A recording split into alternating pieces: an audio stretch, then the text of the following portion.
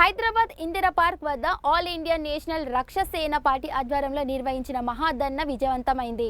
Private పాఠశాలలు నిబంధనలకు విరుద్ధంగా వసూలు చేస్తున్న అధిక ఫీజులను నియంత్రించాలని, విద్యా హక్కు చట్టాన్ని పక్కగా అమలు చేయాలని రాష్ట్ర అధ్యక్షుడు తల్లారం నరసింహ యాదవ్ ప్రభుత్వాన్ని డిమాండ్ చేశారు.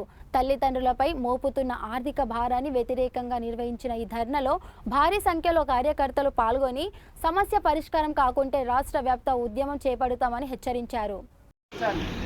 ప్రైవేట్ స్కూల్లో ఫీజులను విద్యా హక్కు చట్టాన్ని అమలు చేయాలి.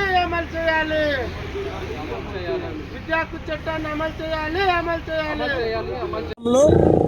ఆల్ ఇండియా రక్షాసేన పార్టీ రాష్ట్ర ప్రధాన కార్యదర్శిని ఈరోజు ఆల్ ఇండియా రక్షాసేన పార్టీ ఆధ్వర్యంలో ఇందిరా పార్క్ దగ్గర ఒక మహాధర్నా కార్యక్రమాన్ని నిర్వహించడం జరిగింది. ఇది ఈ రాష్ట్రంలో ప్రైవేట్ స్కూళ్ళ యాజమాన్యాలు ఫీజుల నియంత్రణ కోసం ఈ యొక్క మహాధర్నా కార్యక్రమాన్ని నిర్వహించడం జరిగింది.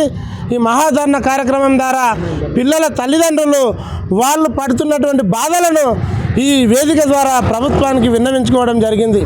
అదేవిధంగా మా పార్టీ ఏర్పాటు చేసిన ఈ యొక్క ధర్నా కార్యక్రమం వివిధ రాజకీయ పార్టీ నాయకులు, ప్రజా సంఘాల నాయకులు, విద్యార్థులు, మేధావులందరూ పాల్గొని ఈ యొక్క మహాధర్నాను విజయవంతమైందని చెప్పి భావిస్తూ ఉన్నాం.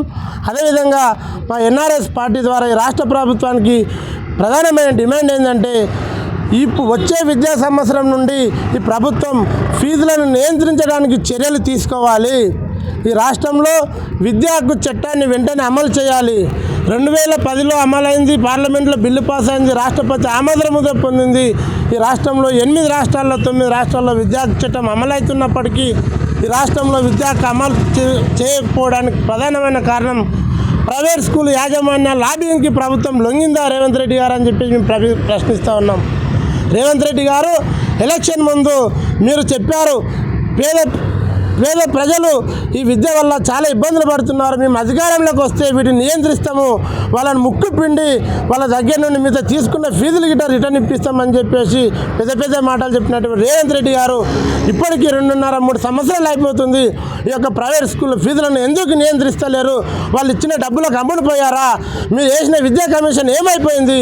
ఇంకా మళ్ళీ విద్యా సంవత్సరం వస్తుంది కాబట్టి వెంటనే మీరు చర్యలు తీసుకోకపోతే మా ఆల్ ఇండియా రక్షాసేన పార్టీ పెద్ద పేద ప్రజల తరపున ఉద్యమం చేస్తామని తెలియజేస్తా ఉన్నాం.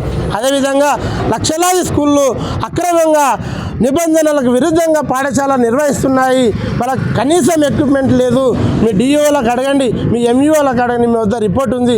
అయినా సూచి చూడనట్లు పేద పిల్లల విద్యను వారి విద్యకు దూరం చేస్తూ ఉన్నారు.